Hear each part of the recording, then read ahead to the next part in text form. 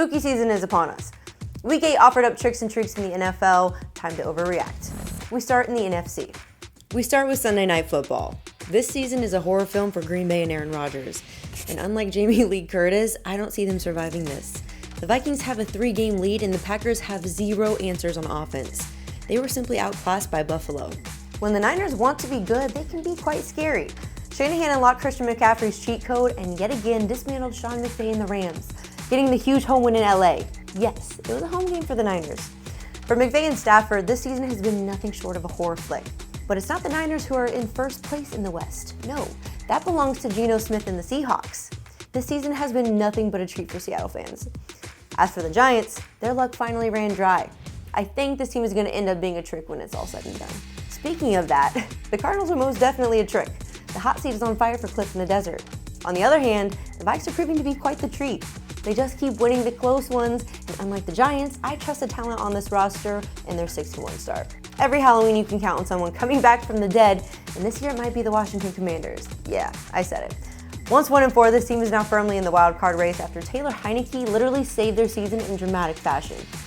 The Eagles remain undefeated with a decisive victory over the Steelers, and many think Jalen Hurts is just a running quarterback, but his connection with A.J. Brown proves he can sling it too. For the 1972 Dolphins, the Eagles' upcoming schedule presents a really spooky sight. Dak is most definitely back with an impressive showing, but the real story here is if the Cowboys should welcome Zeke back as RB1. Tony Pollard was that good. Regardless though, Dallas goes into their bye week 6-2 and one of the clear juggernauts of the NFC. If they score like this, they're downright scary. And speaking of scary, the NFC South. This division is that horror movie that's so bad you can't look away. Carolina thought they pulled off the Hail Mary miracle, but DJ Moore made sure the tanking remained intact with his boneheaded mistake. Somehow, someway, the Atlanta Falcons are in first place at 4-4. Over in the AFC. When the schedule came out and we saw Green Bay heading to Buffalo, we all thought that would be a potential Super Bowl matchup. After 8 weeks, we know Buffalo has met that hype. The other team, not so much. I know Philly is undefeated, but Buffalo is the best team in the NFL so far this season. Like Michael Myers, they look impossible to kill. Zach Wilson is definitely a trick this Halloween for the Jets. In what was shaping up as the biggest game for New York in over a decade, Wilson decided to dress as a goose this Halloween because he laid an absolute egg. The Jets have a talented roster and a fun team, just not at the quarterback position. And even though they did win, I am not sure the Pats have their long-term answer at quarterback either. As for the Dolphins, I think they do. Tua has proven to be a treat.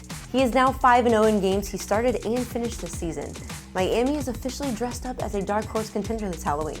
Unless you're the Titans, you're most likely a trick this year in the AFC South. For Indy, different quarterback, same heartbreaking results. The hot seat is on fire for Frank Reich.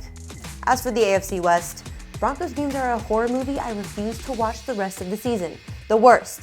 Yes, they found a way to win in London over the Jags. No, I'm not buying it as a game that's going to somehow turn their fate this year. It may have just delayed the inevitable for Hackett for one more week. But it's not the Broncos that look spooked this week in the AFC West.